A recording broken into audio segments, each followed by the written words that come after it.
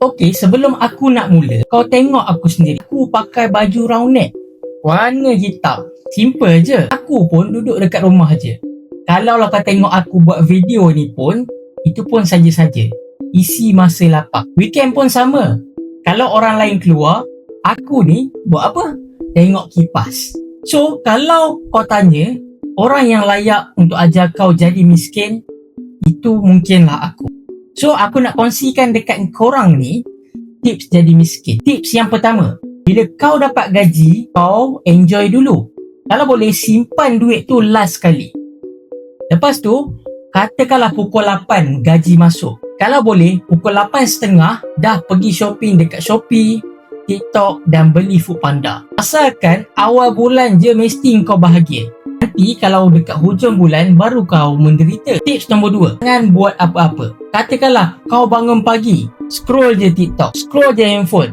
Petang pun scroll lagi. Kalau boleh, malam sampai ke 3 pagi pun kau scroll je TikTok tu tanpa buat apa-apa. Confirm kau takkan dapat apa-apalah.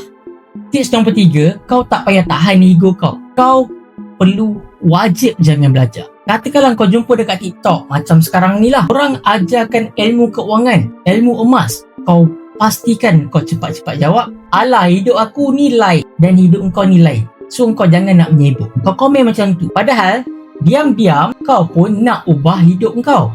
Betul tak aku cakap? Tips nombor 4, kau perlu ikut trend, bukannya ikut poket kau.